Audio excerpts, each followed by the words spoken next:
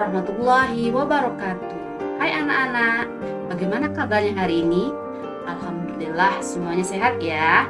Kembali lagi dengan Ibu Ria. Hari ini kita akan membahas materi untuk kelas 6, yaitu tema 2, persatuan dalam perbedaan, subtema 2, bekerja sama mencapai tujuan, dan pembelajaran pertama, yaitu ciri-ciri kalimat efektif, upaya mempertahankan kemerdekaan Indonesia, dan ciri-ciri hewan berdasarkan habitatnya.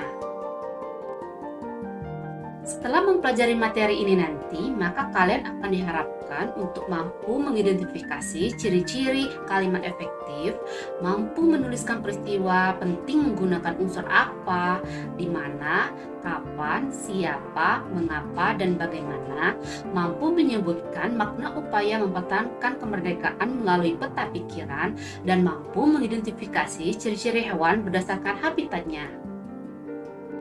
Nah, sebelum kita belajar, baiknya kita berdoa menurut kepercayaan kita masing-masing. Berdoa dimulai.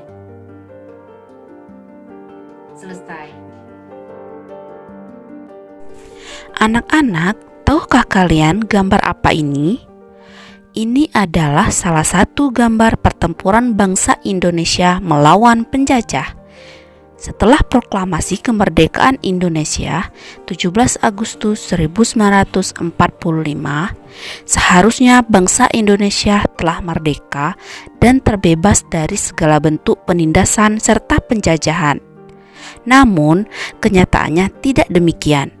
Bangsa Indonesia masih perlu berjuang mempertahankan kemerdekaan Indonesia. Mengapa hal tersebut bisa terjadi?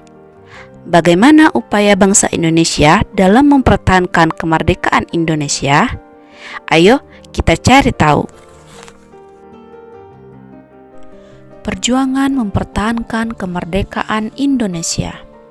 Setelah proklamasi kemerdekaan Indonesia 17 Agustus 1945, bangsa Indonesia ternyata masih terus berjuang mempertahankan kemerdekaan Indonesia dari gangguan bangsa asing yang datang, seperti dari pemerintahan Belanda. Pasukan Belanda kembali datang ke tanah air. Kedatangan ini disambut dengan berbagai bentuk perlawanan oleh bangsa Indonesia. Sehingga sejak tahun 1945 sampai 1950 telah terjadi berbagai macam pertempuran di berbagai daerah antara pihak Indonesia dengan pihak Belanda yang dibantu oleh pasukan Inggris. Lalu, bagaimana perjuangan bangsa Indonesia dalam mempertahankan kemerdekaan Indonesia di berbagai daerah? Nah, berikut ini adalah salah satu cuplikan perjuangan bangsa Indonesia mempertahankan kemerdekaan, tepatnya adalah pertempuran Surabaya. Bismillahirrahmanirrahim. Merdeka!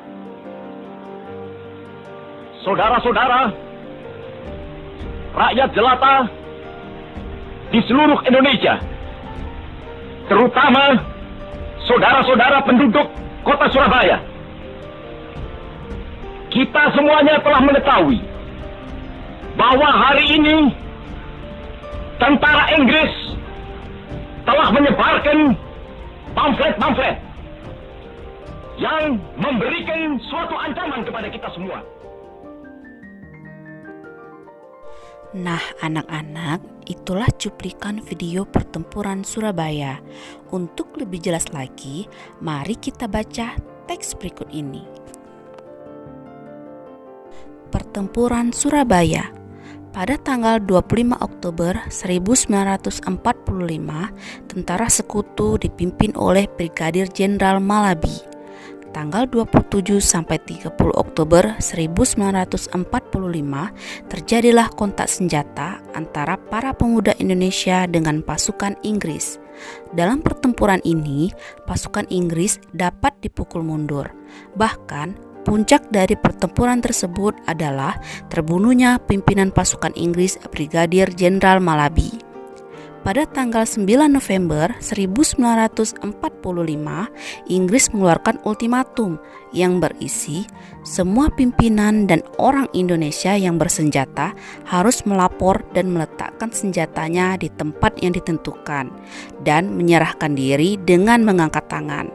Namun, ultimatum tersebut ditolak oleh pihak Indonesia.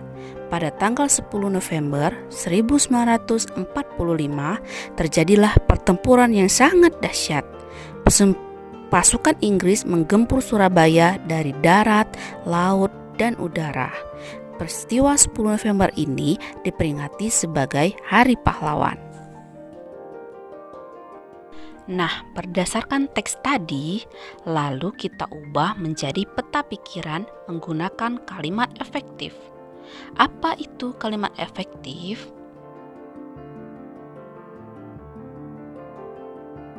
Kalimat efektif adalah kalimat yang mengandung gagasan pembicara atau penulis yang terdiri atas kata-kata yang mempunyai unsur SPOK atau subjek, predikat, objek, dan keterangan. Ciri-ciri kalimat efektif yang pertama memiliki unsur penting atau pokok, minimal unsur subjek dan predikat. Kedua, menggunakan struktur bahasa yang tepat. Ketiga, memenuhi kaidah ejaan yang berlaku.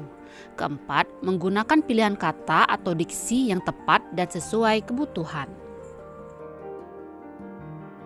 Nah, sekarang ayo kita bahas peta pikiran pertempuran Surabaya menggunakan kata apa, mengapa, siapa, di mana, kapan, dan bagaimana. Yang pertama, apa peristiwa yang diceritakan pada teks tersebut? Kedua, mengapa pertempuran tersebut bisa terjadi? Ketiga, siapa yang bertempur saat itu? Keempat, di mana pertempuran tersebut terjadi? Kelima, kapan pertempuran Surabaya terjadi? Keenam, bagaimana kondisi saat pertempuran Surabaya terjadi? Nah, anak-anak, perjuangan dalam mempertahankan kemerdekaan Indonesia tidak dapat dilakukan sendiri-sendiri, namun sangat diperlukan kerjasama dan persatuan dari seluruh rakyat Indonesia agar cita-cita untuk menjadi bangsa yang bebas dan merdeka dapat tercapai. Lalu, apa makna upaya mempertahankan kemerdekaan Indonesia? Nah, melalui pertempuran Surabaya dapat kita petik pelajaran bahwa untuk mendapatkan kemerdekaan seluruh rakyat perlu bersatu dalam melawan dan mengusir penjajah. Apabila perjuangan hanya dilakukan secara kelompok atau golongan, maka kemerdekaan akan sulit didapatkan. Anak-anak, tahukah kamu bahwa perjuangan dalam mempertahankan kemerdekaan Indonesia dilakukan dengan berbagai strategi yang disesuaikan dengan kondisi daerah masing-masing? Nah, sama halnya dengan hewan. Ternyata hewan juga mempunyai strategi masing-masing dalam mempertahankan kehidupan mereka, dan hal tersebut juga sangat erat kaitannya dengan tempat tinggal atau habitat mereka. Pernahkah kalian mengamati ayam, bebek, ikan, dan cecak? Apakah kalian tahu ciri-ciri dan tempat tinggal hewan tersebut? Mau tahu lebih jauh? Ayo kita simak gambar berikut ini. Bebek memiliki ciri khusus yang disesuaikan dengan tempat tinggalnya. Bebek hidup di darat. Namun, untuk mencari makan, bebek biasanya berada di air. Ciri khusus yang dimiliki bebek untuk mencari makan berupa paruh yang agak panjang dan lebar pada bagian ujungnya.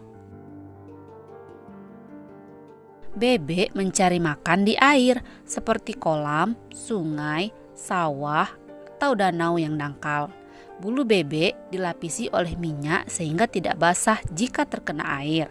Ketika bebek keluar dari air dan berada di darat, bebek biasanya mengibas-ngibaskan bulunya sehingga air yang menempel di tubuhnya keluar. Selain itu, bebek juga memiliki ciri khusus lainnya, yaitu selaput pada kakinya. Selaput tersebut digunakan untuk berenang. Nah, anak-anak, itulah penjelasan materi kita hari ini. Untuk mengetahui pengetahuan kalian lebih jauh, silahkan kalian jawab pertanyaan pada peta pikiran tadi dan kerjakan tugas pada diagram berikut. Kesimpulan kita hari ini adalah demikianlah pembelajaran kita hari ini. Sampai jumpa di pembelajaran selanjutnya. Wassalamualaikum warahmatullahi wabarakatuh.